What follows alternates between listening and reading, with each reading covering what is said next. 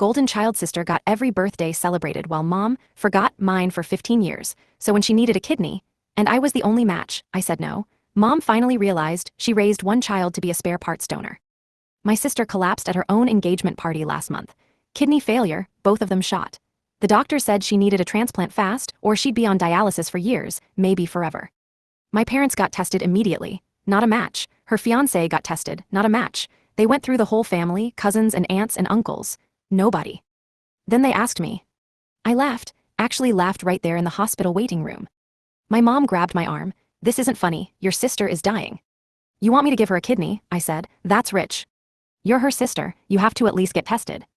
I did get tested, because honestly I figured I wouldn't match anyway and then I'd be off the hook. But of course I matched. Perfect match. The doctor said it was like we were made for each other. That's when I understood something I should have realized years ago. My mother didn't forget my birthdays for 15 years straight. She just never cared enough to remember them. My sister got parties every single year. Big ones, themes and decorations, friends from school, fancy cakes from the bakery downtown. I got nothing. No cake, no card, no happy birthday, sweetie. Nothing. When I was 12, I asked my mom why she never celebrated mine and she said, oh honey, I've just been so busy with your sister's activities. You understand, right? I stopped asking after that. My sister got a car for her 16th birthday. I got a we can't afford 2 cars speech. She got college fully paid. I got you can take out loans, you're smarter, you'll figure it out. She got her apartment deposit covered, her engagement ring funded, her wedding planning bankrolled. I got a $50 check last Christmas with sorry it's not much written on a post-it note. And now she needed a kidney, and suddenly I mattered. The doctor scheduled the surgery consult. I didn't show up. My mom called me 17 times that day. I answered on the 18th call. Where were you? They waited for an hour. I'm not doing it, I said. Silence, then, what do you mean you're not doing it? Exactly what I said, find another donor. You're the only match, the only one. If you don't do this, your sister will die. Then, I guess you should have raised 2 daughters, instead of 1 daughter, and 1 backup organ supplier.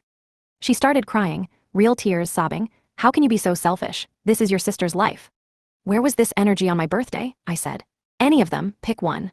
I turned 16 3 months after she did. You threw her a party with a DJ. You know what I got? You asked me to babysit her friend's little siblings while you set up decorations, at my own house, on my birthday. We were just busy, it wasn't personal. It was personal for 15 years, Mom. She changed tactics, got angry.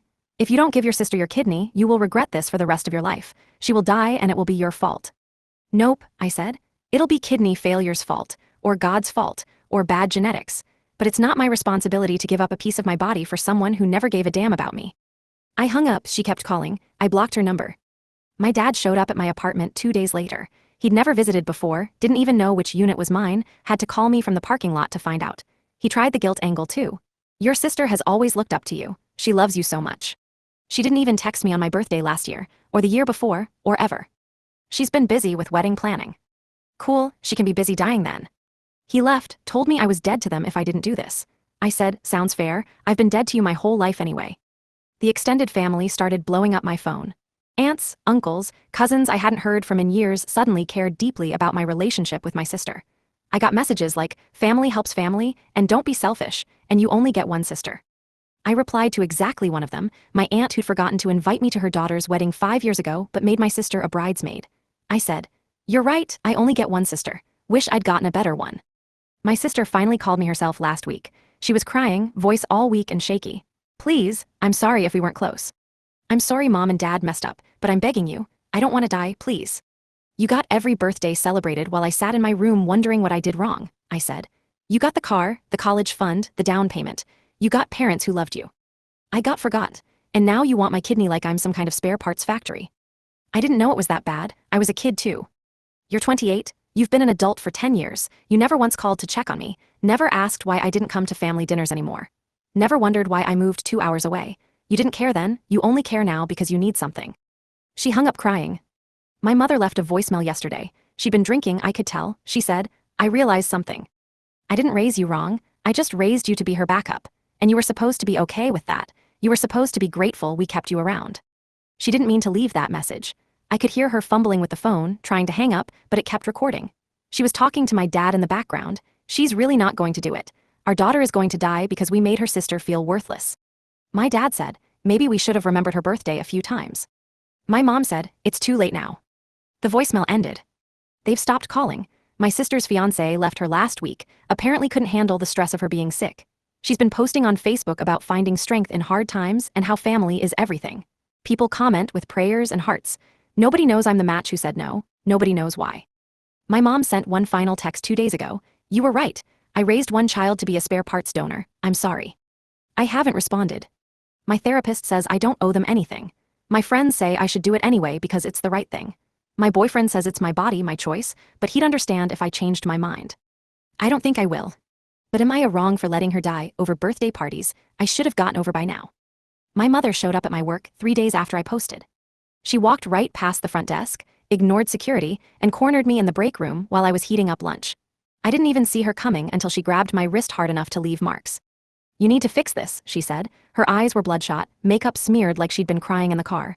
Your sister has 2 weeks, maybe 3. The doctor said her body is shutting down. I pulled my arm back. That's not my problem. How can you say that? How can you be so cold? 15 years of practice, I said. You taught me. She slapped me, right there in the break room with 3 coworkers watching. The sound echoed off the walls and my cheek burned hot and instant. One of my coworkers, Janet from accounting, dropped her coffee mug. It shattered on the floor and nobody moved. You will give your sister that kidney, my mother said, voice shaking. You will do it because I am telling you to do it, because I'm your mother and you owe me. I don't owe you anything, I said. My face was throbbing but I didn't touch it, didn't give her the satisfaction. Security's already on their way, you need to leave. I gave you life. I fed you, clothed you, kept a roof over your head. You did the legal minimum required to not get arrested for child neglect. Congratulations. Security arrived, 2 guys I recognized from the lobby. My mother started crying, the ugly kind, mascara running down her face. She told them I was killing my sister, that I was a monster, that she'd raised an ungrateful, selfish brat. They escorted her out anyway. She screamed the whole way to the parking lot. I could hear her through the windows. My boss called me into his office an hour later. He's normally pretty understanding, but he looked uncomfortable as hell. Do you need to take some personal time? That seemed intense. I'm fine, I said. Is your sister really dying? Yeah. And you're really the only match? Yeah. He didn't ask anything else, but I could see the judgment in his face. The whole office knew by the end of the day. People stopped talking when I walked past. Nobody asked me directly, but I heard the whispers. Heartless. Cruel. Imagine letting your own sister die. I went home and found my apartment door kicked in. The frame was splintered, lock completely destroyed. I called the cops before I even went inside. They arrived in 10 minutes and cleared the place with me waiting in the hallway. Nothing was gone. My TV was still there, laptop on the coffee table, jewelry box untouched, but my bedroom was trashed. Every drawer dumped out, closet emptied, mattress flipped. My bathroom too. Medicine cabinet hanging open, pills scattered across the floor. The officer taking my statement was young, maybe mid-20s. Any idea who did this? My parents, I said. Your parents broke into your apartment. They want me to donate a kidney to my sister. I said no. This is them looking for my medical records or something to forge my consent. I don't know. He wrote it down, but I could tell he thought I was paranoid. We'll file a report. You should change your locks and maybe stay somewhere else tonight. I stayed at my boyfriend's place. He didn't say much, just made up the couch for me and offered tea. Around midnight his phone rang. He answered, listened, then held it out to me. It's your dad. How did he get your number? I don't know. I took the phone. What? My dad's voice was rough, exhausted. Your mother's in the hospital. She tried to kill herself. Took a whole bottle of sleeping pills. They pumped her stomach, but she's not stable. My first thought was that he was lying. My second thought was that even if it was true, it still wasn't my problem. Okay. Okay, that's all you have to say. What do you want me to say? That I'll give up my kidney because mom's having a breakdown, because that's not happening. She left a note, he said. It said she couldn't live with what she'd done to you, that she destroyed her own daughter, and now she was watching the good one die because of it. The good one, I repeated. You're still calling her the good one. That's not what I meant. Yeah, it is. It's what you've always meant. He hung up, or maybe I did, I don't remember. My sister posted on Facebook the next morning. A long, rambling thing about forgiveness and how holding grudges poisons your soul. About how she'd spent her whole life not realizing how blessed she was, how she took her family for granted. The comments were full of people telling her she was strong, she was brave, she'd get through this. One of her friends commented, "Is this about your sister?" And she replied, "Some people choose hate over love." I blocked her. My aunt, the one who didn't invite me to her daughter's wedding, showed up at my boyfriend's apartment that afternoon. I don't know how she found me. She stood in the doorway crying, begging me to reconsider. Your mother almost died because of the guilt. Your sister is dying. How much more do you need? How much suffering is enough for you? Ask me again on my birthday, I said, and shut the door in her face. My phone hasn't stopped ringing. Cousins, family, friends, people I haven't spoken to in years, they all have the same script. Family is forever. Blood is thicker than water. Forgiveness is divine. You'll regret this when she's gone. Nobody mentions the birthdays. Nobody mentions the car or the college fund or the 10,000 other ways they chose her over me. They act like I'm starting this grudge from nothing, like I woke up one day and decided to be cruel for fun. My boyfriend asked me last night if I was sure. Really sure. He said he'd support whatever I decided, but he needed to know I could live with this choice. I told him I've been living with their choice my whole life. This is just the first time it's mine. But my mother's in the hospital and my sister's dying, and everyone I've ever known thinks I'm a monster. Am I?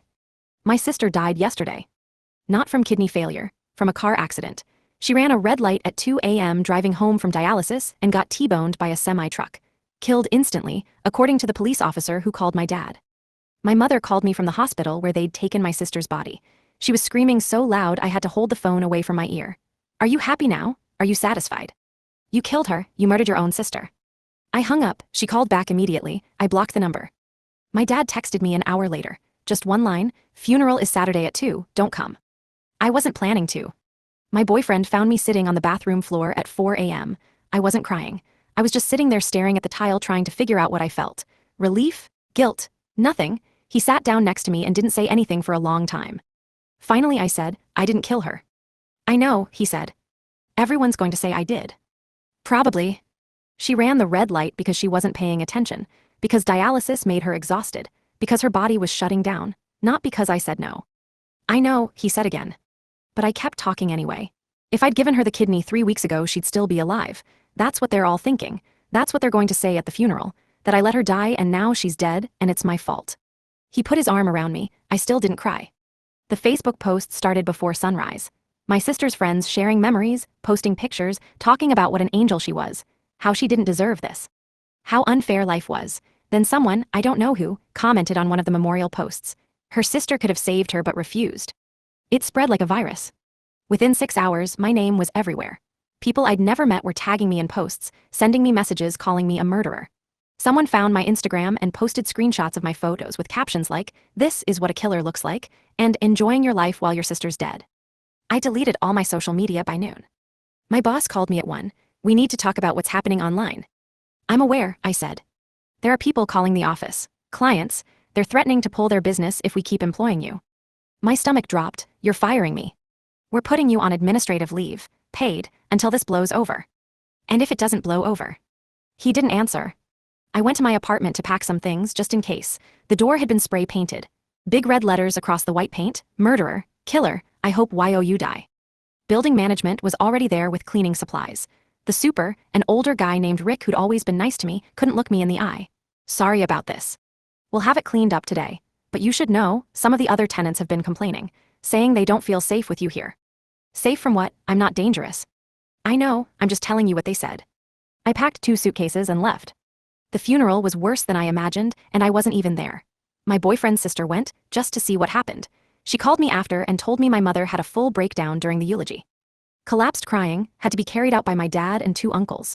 But before they got her out, she was screaming my name, saying I'd killed her baby, saying I should be in that coffin instead. My aunt gave a speech about how my sister was taken too soon by cruelty and indifference. She didn't say my name, but everyone knew who she meant. They played a video my sister had recorded on her phone a week before she died. Just her face, looking tired and sick, talking about forgiveness and love, and how she hoped someday her sister would understand what family meant. How she forgave me even though I couldn't forgive her. I watched it later. Someone posted it on YouTube. It has 50,000 views.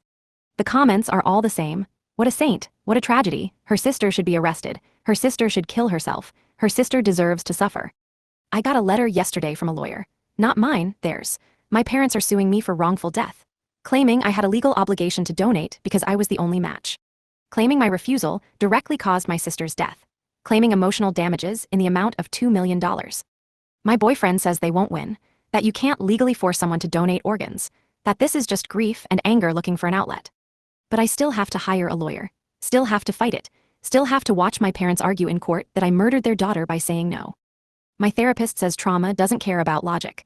That I can know intellectually I didn't cause this and still feel crushed by guilt. That grief is complicated, and family wounds run deep, and this was always going to hurt no matter how it ended. But she wasn't there when my mother screamed that she wished I'd died instead. She wasn't there when my dad told me not to come to the funeral. She didn't see the spray paint on my door or read the messages calling me a monster. I'm staying at my boyfriend's place indefinitely now. Can't go back to my apartment. Can't go to work. Can't show my face anywhere without someone recognizing me from the Facebook posts and the news articles. Yeah, the news picked it up. Local station ran a story about the sister who refused to donate. They interviewed my mother, filmed her crying, used a photo of my sister looking beautiful and healthy from 5 years ago. Then, they showed my driver's license photo where I look half asleep and mean. The headline was, "Family Divided, When Does No Become Murder?" I didn't watch the whole thing, couldn't. My phone number got leaked somewhere. I've gotten 300 calls in the last 2 days. Most are people telling me I'm garbage. Some are death threats. One was a woman sobbing saying her daughter died, waiting for a kidney, and how dare I waste this chance when so many people are desperate. I changed my number this morning. But I can't change my face. Can't change my name without a whole legal process. Can't change the fact that my sister is dead and everyone blames me. My boyfriend asked me last night if I regretted it. Not the decision, but everything after. If I'd known it would turn into this, would I have done it anyway? I said yes. He looked relieved. But honestly, I don't know anymore. My sister's dead either way. At least if I'd given her the kidney, I'd just be recovering from surgery instead of hiding from the entire world. Is that awful? Am I awful for thinking that? The lawsuit got dismissed, but my parents filed for a restraining order against me the same day. Their lawyer claimed I was harassing them, that I'd been sending threatening messages and showing up at their house. Complete lies. I haven't contacted them once since my sister died. Haven't driven past their house, haven't sent a single text or email or carrier pigeon. Nothing. But they had evidence. Screenshots of messages from a number I'd never seen, saying things like, "You deserve this pain," and "I hope you suffer like she did." The number was registered to a burner phone bought 2 towns over. My lawyer pulled records showing I was at work when half the messages were sent. The judge threw it out in 5 minutes. My dad stood up in the courtroom and started yelling, "She's a murderer. She killed our daughter and you're letting her walk free?" 2 bailiffs had to remove him. My mother just sat there staring at me with this empty look on her face, like I was something she'd scraped off her shoe. I should have felt relieved. Instead, I felt sick.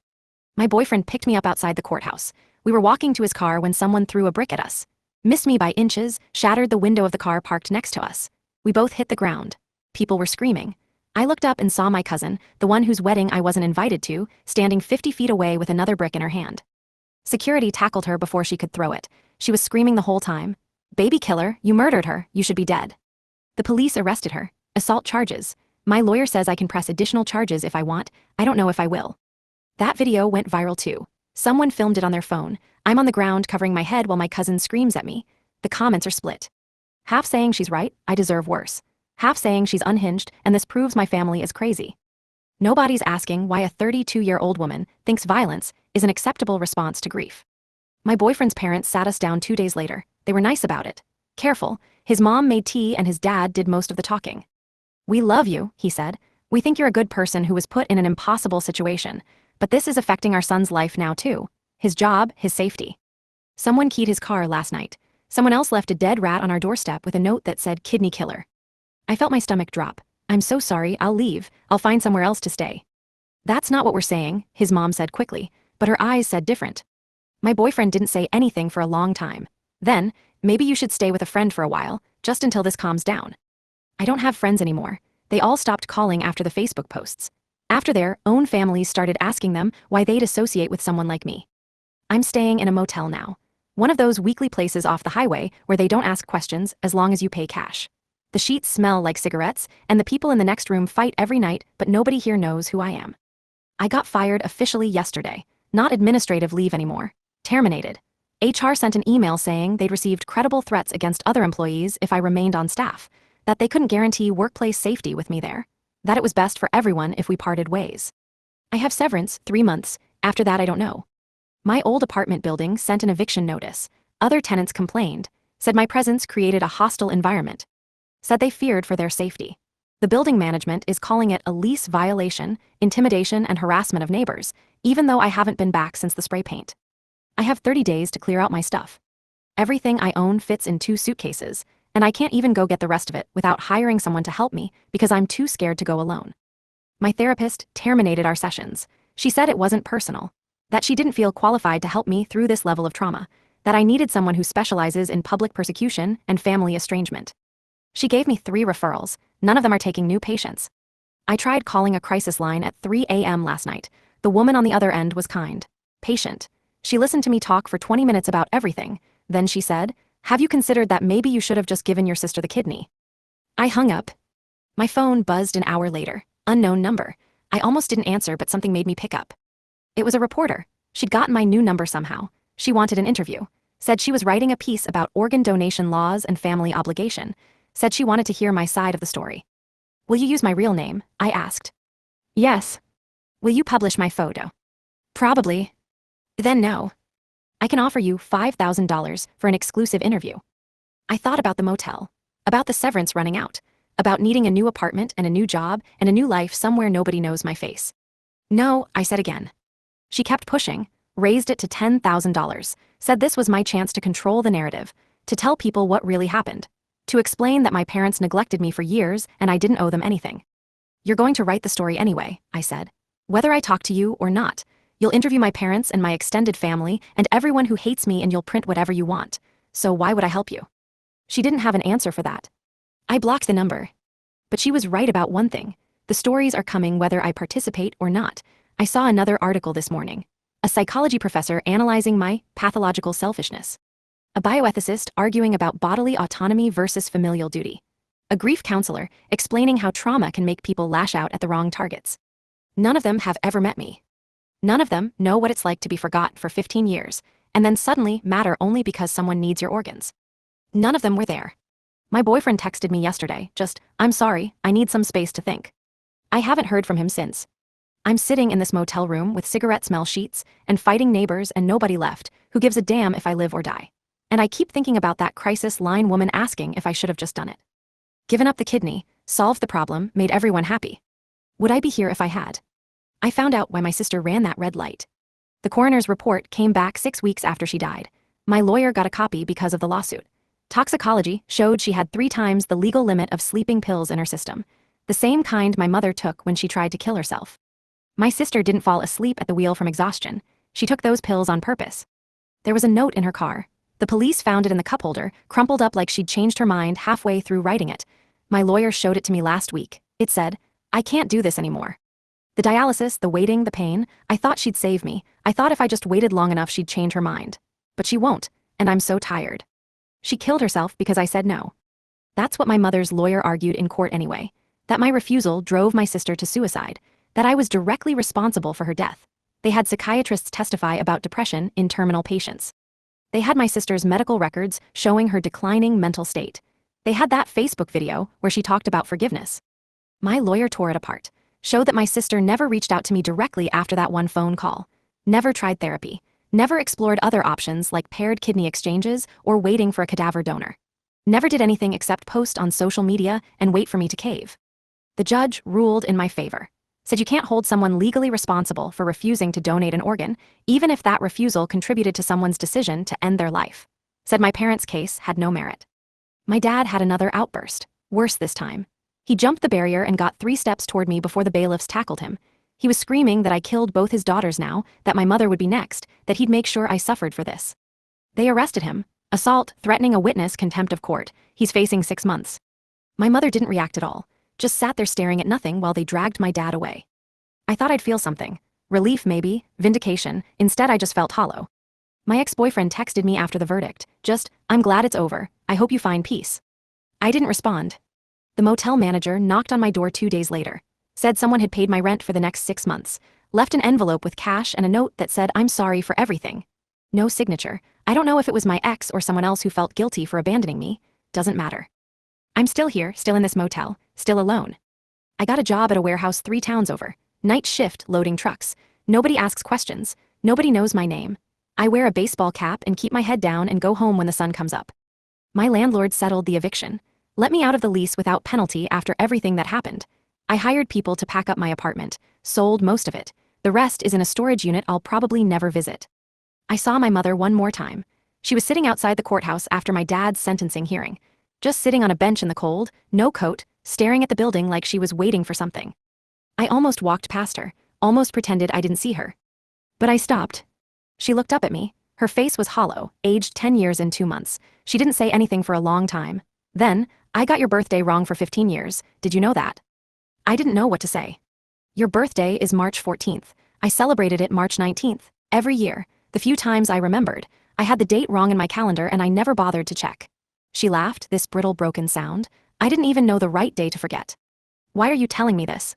Because you were right, about all of it. I didn't raise you to be a daughter. I raised you to be spare parts. And when you wouldn't play that role, I didn't know what to do with you. I waited for her to say she was sorry, to ask for forgiveness, to cry or beg or do something. She didn't, she just stood up and walked away. I haven't seen her since. My cousin who threw the brick took a plea deal. Probation, anger management, restraining order. She's not allowed within 500 feet of me. Fine by me.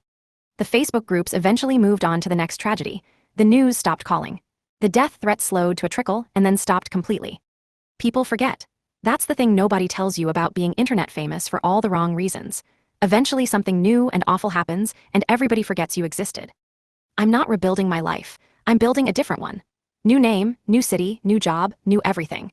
I saved enough from the severance and the mysterious rent payment to start over somewhere nobody knows what happened. I don't think about whether I made the right choice anymore. My sister's dead either way.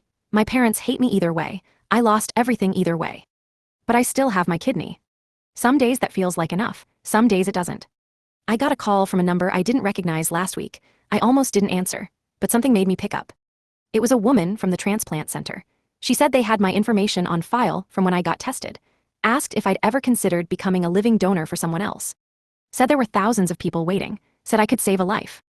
I hung up, but I kept thinking about it, about some stranger out there dying while they wait, about whether giving them my kidney would fix anything or just break me in a different way. I don't have an answer yet. Maybe I never will. My mother sent one final text 3 days ago, just, "Your birthday is next week, March 14th. I won't forget this time." I blocked the number. I don't want her to remember anymore. I don't want her guilt or her apologies or her too late realizations that I was a person who deserved to be loved. I just want to be left alone. Is that cruel? Probably. But I've spent my whole life being what other people needed. The forgotten daughter, the backup plan, the villain in someone else's tragedy. I'm done.